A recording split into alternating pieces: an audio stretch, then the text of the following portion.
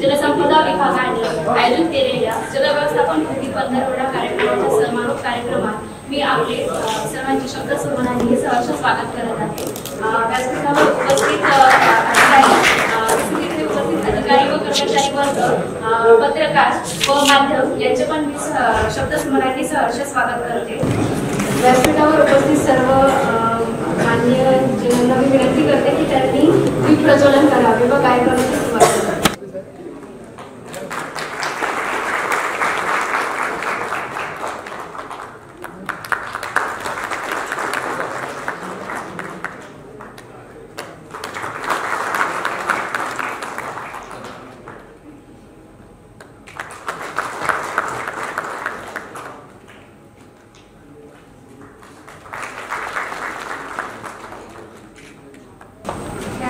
मान्य कार्यकारी अभियंता श्रीमती आदिती कुलकर्णी मॅडमांना विनंती करते की त्यांनी कार्यक्रमाचे प्रस्तावना करावे। आदरणीय व्यासपीठ, इथे उपस्थित सर्व अधिकारी आणि कर्मचारी, आज आपण इथे सगळे 15 दिवस जो आपण जल व्यवस्थापन कृती पंधरवडा साजरा केला आहे, तर त्याचा समारोप समारंभासाठी सगळेजण इथे आपण एकत्रित आलेलो आहोत।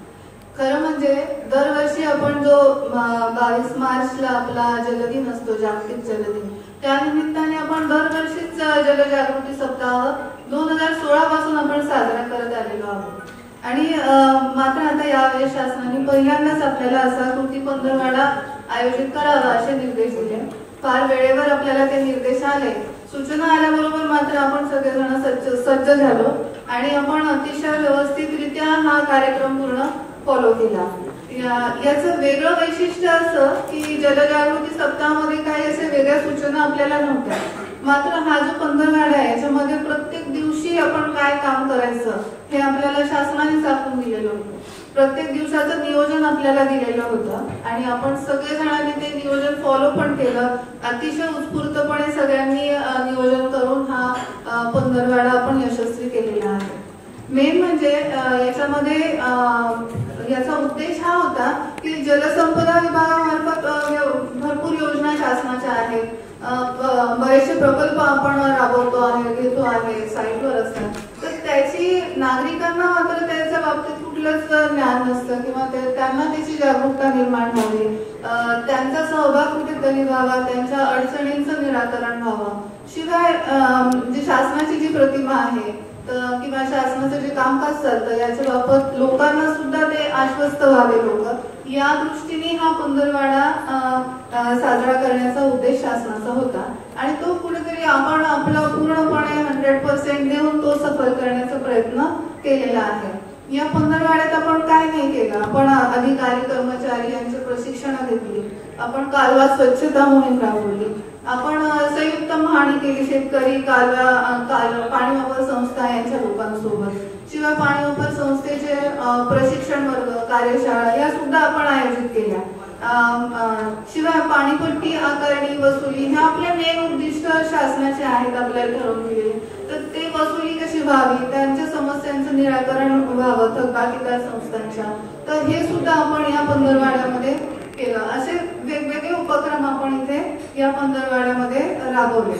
तर अशा रीतीने आपण अतिशय व्यवस्थित सगळ्यांना उत्स्फूर्त प्रतिसाद देऊन हा पंधरवडा आपण साजरा केला। आपण सगळे जलसंपदा विभागाचे अधिकारी कर्मचारी इथे आहोत आणि पाण्याचं महत्व आपल्याला काही वेगळं सांगायची गरज नाहीये। आपल्या इतकं चांगलं पाण्याचं महत्व दुसरं कोणी समजू शकत नाही। तर या निमित्ताने मी आपल्याला एक सांगू शकते की लहानपणीपासून आपल्याला शिकवलं जातं की आपल्या मूलभूत गरजा काय आहेत, अन्न, वस्त्र आणि निवारा या आपल्या मूलभूत गरजा आहेत आणि त्या असतील तर आपण व्यवस्थित जीवन जगू शकतो असं लहानपणापासून शिकवलेलं असतं आपल्याला। मला पण ते शिकवलेलं होतं, पण मग कुठेतरी असं वाटायला लागलं मोठं झालं की याच्यात काहीतरी कमतरता आहे, तर याच्यात मेन म्हणजे पाणीच नाहीये। हिंदीमध्ये याला म्हणतात रोटी कपडा और मकान। तर या पाण्याची गरज इतकी आहे की मकानच्या नंतरही पाणी नाही, उलट रोटीच्या आधी पाणी आवश्यक आहे। तर पाणी, रोटी, कपडा, मकान असं ते असायला पाहिजे असं कुठेतरी वाटतं। हे आपलं महत्व आपण पाण्याचं जाणूया। आपण सगळे सुज्ञ नागरिक आहात। आपल्याला या समारोपाच्या निमित्ताने शुभेच्छा देते आणि माझे प्रस्तावना संपते। यानंतर व्यासपीठावर उपस्थित आपले माननीय अध्यक्ष श्री प्रधानी साहेब यांचे स्वागत करण्यासाठी मी माननीय अधीक्षक अभियंता व प्रशासक लाभक्षेत्र विकास प्राधिकरण जळगाव श्री भोसले सरांना विनंती करते की त्यांनी श्री भदानी साहेबांचे स्वागत करावे. आपल्याला मार्गदर्शन करण्यासाठी खरं तर माननीय पालकमंत्री जळगाव जिल्हा हे उपस्थित होणार होते, पण त्यांच्या व्यस्त कार्यक्रमामुळे ते इथे उपस्थित नाही राहू शकले. त्यामुळे त्यांनी त्यांचा संदेश आपल्याकडे पाठवला आहे, जो मी खालीलप्रमाणे वाचून दाखवते. जलसंपदा विभागाने दिनांक 15 एप्रिल ते 30 एप्रिल या कालावधीमध्ये प्रत्येक दिवशी केलेल्या कामामुळे जलसंपदा विभागाच्या कामामध्ये सुधारणा झालेली असून असा कार्यक्रम वर्षभरात राबवण्यात यावा, जेणेकरून शेतकरी वर्गास सिंचनाच्या सुविधा वेळेत मिळून त्यांच्या उत्पन्नात भर पडेल व पर्यायाने राज्याचे व देशाचे उत्पन्न वाढण्यास मदत होईल, अशी आशा माननीय पालकमंत्री यांनी व्यक्त करून त्यांच्या सदिच्छा शुभेच्छा दिलेल्या आहेत. यानंतर मी माननीय अधीक्षक अभियंता व प्रशासक लाभक्षेत्र विकास प्राधिकरण जळगाव यांना विनंती करते की त्यांनी या पंधरवड्यात केलेल्या कार्यवाहीचे सादरीकरण करावे. सर्वांना नमस्कार. सन्माननीय व्यासपीठ, आज जलव्यवस्थापन कृती 15/2025 या कार्यक्रमाच्या समारोपासाठी आपण नियोजन भवन येथे सर्वजण जमलेलो आहोत. खरं बघायला म्हटलं तर समारोप म्हणता येणार नाही. आपल्याला हा कार्यक्रम दरवर्षी जलसंपदा विभागाने ठरवून दिलेल्या निर्देशानुसार दरवर्षी साजरा करायचा आहे. त्यामुळे जलव्यवस्थापन कृती 15 एप्रिल ते 30 एप्रिल ही दरवर्षी साजरा करण्याचे निर्देश आहेत. तसं पाहायला म्हणलं तर पाणी हे जीवनाचे मूलभूत तत्व आहे आणि पाणी आहे तिथे जीवन आहे. अशा पद्धतीने पाण्याचा अतिवापर, प्रदूषण, जंगलतोड व शाश्वत नियोजनाचा अभाव यामुळे आपल्याला पाण्याची कमतरता भासत आहे. त्याकरिता जलसंवर्धन म्हणजे पाण्याचा साठा करून शास्त्रशुद्ध व योजनाबद्ध वापर करणे हे सध्या काळाची गरज बनलेली आहे. आणि पाणी वाचवा भविष्य वाचवा या म्हणीप्रमाणे आपल्याला हे जल व्यवस्थापन म्हणजे पाण्याचा सुयोग्य व शाश्वत वापर करणे म्हणजे जल व्यवस्थापन आहे. तर या कार्यक्रमाचं जलसंपदा विभागाचे 8/4/2025 च्या परिपत्रकान्वये सदर कार्यक्रमाचं शुभारंभ याच ठिकाणी दिनांक 15 एप्रिल 2025 रोजी माननीय कार्यकारी संचालक यांच्या अध्यक्षतेखाली झाला आणि प्रमुख अतिथी आपल्याला जळगाव जिल्ह्याचे कलेक्टर आयुष प्रसाद साहेब लाभले होते. तर प्रेझेंटेशन चालू करा. पहिल्या दिवशी जे आपण पाहिलेलं होतं जे प्रस्तावना हे शासनाने दिलेले निर्देश आहेत. कार्यक्रमाची रूपरेषा 15 एप्रिलला जलव्यवस्थापन कृती 15/2025 चा शुभारंभ होता. तर यामध्ये जिल्हाधिकारी महोदयांनी प्रमुख अतिथी लाभल्यामुळे सांगितले आधुनिक तंत्रज्ञानाचा वापर करून शेतकऱ्यांपर्यंत पाण्याची योजना व योग्य व्यवस्थापन कसे पोहोचवता येईल यासाठी जलसंपदा विभागाने प्रयत्न करावे. या पद्धतीने आपण तसे नियोजन केलेले आहे. जलसंपदा विभागाचे कर्मचारी मी आपल्याला सर्व कर्मचाऱ्यांतर्फे आश्वस्त करते की हा 15 फक्त ह्या 15 दिवसांपुरता मर्यादित न ठेवता वर्षभर याचा सकारात्मक परिणाम, याचा सकारात्मक रिझल्ट आम्ही तुम्हाला देण्याचा प्रयत्न करू. तुम्हाला म्हणजे आपल्या भविष्याला जलसंवर्धन म्हणजे आपल्या भविष्याचे संवर्धन. थोडक्यात यानंतर व्यासपीठ आणि जमलेले माझे सर्व बंधू आहेत. आता तुम्ही पाहिलं जेव्हा तज्ञ लोक पाण्याच्या क्षेत्रातले जे तज्ञ लोक आहेत ते जेव्हा चर्चेकरता उभे होतात तर ते सरळ सरळ हिशोब मांडायला लागतात आणि हिशोब मांडणंच काळाची गरज आहे. आणि शासन जे आहे ते कल्याणकारी शासन आहे. तर शासनाने हे नेमकं हेरलेलं आहे की आपण जर जलसंपदा विभागाअंतर्गत पाण्याचे उपभोक्ते जे आहेत, पाण्याचे जे स्टेक होल्डर्स आहेत त्यांना जर आपण एक प्लॅटफॉर्म जर उपलब्ध करून दिला तर निश्चितच लोकांच्या नेमक्या काय काय अपेक्षा आहेत म्हणजे रेडी प्रश्न सरकार पुढे येतील आणि सरकार मग ते सोडवण्यासाठी कटिबद्ध असतं. तर सुरुवातीला आमच्या कुलकर्णी मॅडम म्हणल्या रोटी कपडावर मकान, अन्न वस्त्र आणि निवारा. सांगा मला कोणत्या मूलभूत गोष्टी करता पाण्याची गरज नाही. पहिला जो आहे आपला रोटी, तर रोटी अगर आपकी थाली में आना है तो पहले उसके ऊपर पूरा पाणी ही खर्च करने का है. याच्यामध्ये नैसर्गिक स्रोत जे आहे, जर पाणी आहे, जमीन आहे आणि हवा आहे. तर याचा जर आपण शिस्तबद्ध जर वापर नाही केला तर येणारी पिढी आपल्याला माफ करणार नाही. आपण जर स्वैराचार केला आणि हे जे नैसर्गिक स्रोत आहे म्हणजे जमीन म्हणा, हवा म्हणा किंवा पाणी म्हणा, याचा जर आपण प्रदूषण करायला लागलो तर आपल्याला नक्कीच पुढची आपलीच पिढी आपल्याला माफ करणार, बरोबर की? तर त्याच्यामुळे आपल्याला सगळ्यांना ह्या कृती पंधरवड्यातून नेमकं आपला कृती पंधरवड्याचा समारोप आहे असं म्हणणं पण योग्य नाही.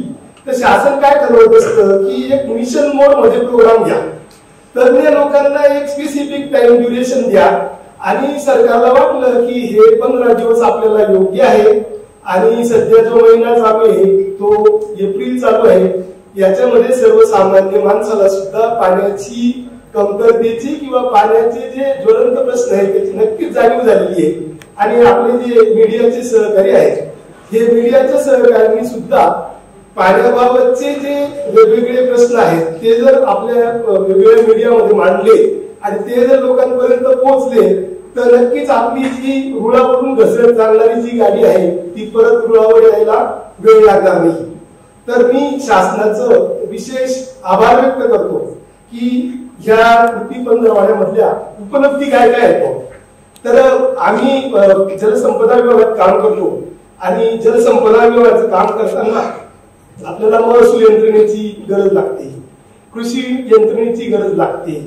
त्याच्यानंतर आम्ही ज्या शेतकऱ्यांच्या जमिनी संपादित करतो तर त्याचं योग्य मूल्यांकन व्हावं याकरता नगरविकास विभागाची, मूल्यनिर्धारण विभागाची गरज लागते.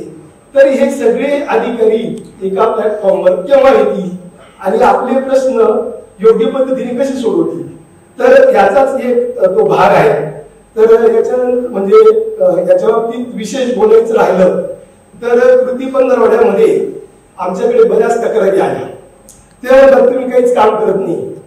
आम्ही म्हणतो आम्ही खरंच काही काम करत नाही, कारण मला नाही वाटत की माझी सेवा पूर्ण झाली. मी ह्या महिन्यात आता रिटायर आहे, 31 मेला मी रिटायर होणार आहे. पण मला वाटतं हे की कामाचा डोंगर आपल्या पुढे पडलेला आहे आणि आपण फार काही करू शकलेलो नाही. तर माझे सगळे जे यंगस्टर आहेत, सगळे बांधव आहेत, ते आता ज्ञान संपन्न आहेत आणि त्यांनी निश्चितच ही धुरा त्यांच्या खांद्यावर घ्यावी. आणि आपण रोज आपल्या साईटवर जातो, साईटवर गेल्यानंतर आपण साहजिकच आपल्या कृषी बांधवांशी बोललं पाहिजे, त्यांची नेमकी डिमांड आपल्याला काय आहे ती समजून घेतली पाहिजे. आता तळवी सर बोलले की तुम्ही म्हणतात की ड्रीप लावला, तर ड्रीप लावला पण त्याचा डिस्चार्ज किती म्हणजे आपण मोजू लागलो आणि ते मोजल्यानंतरच आपल्याला कळेल की निश्चित आपण ड्रीप लावल्यामुळे फायद्याचं गणित करतोय का तोट्याचं करतोय.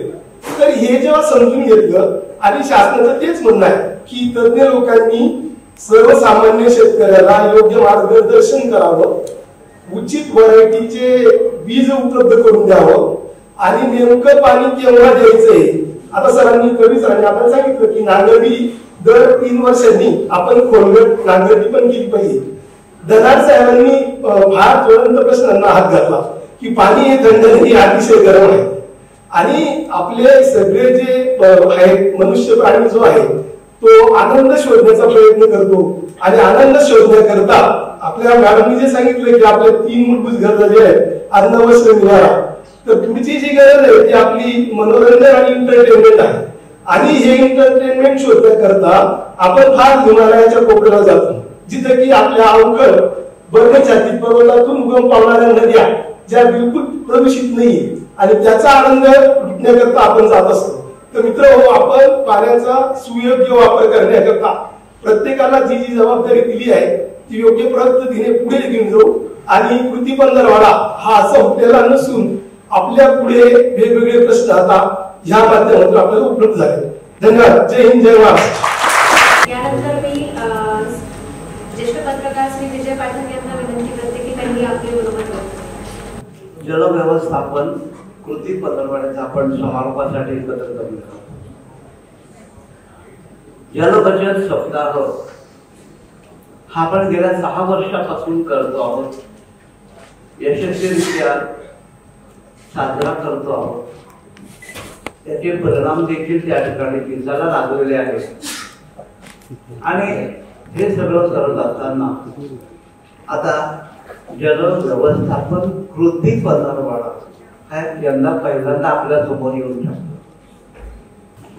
भर दुपारी ज्यावेळेला रेल्वे आली, प्लॅटफॉर्मवर थांबली, तर आम्हाला पाणी कुठे मिळतं का म्हणून लोक त्या ठिकाणी जनरल बोगीमधले त्या ठिकाणी धावत पडत होते. आणि अशा वेळेला जळगावची एक फॅमिली थंडगार पाणी घेऊन तिथे त्यांना द्यायला गेली.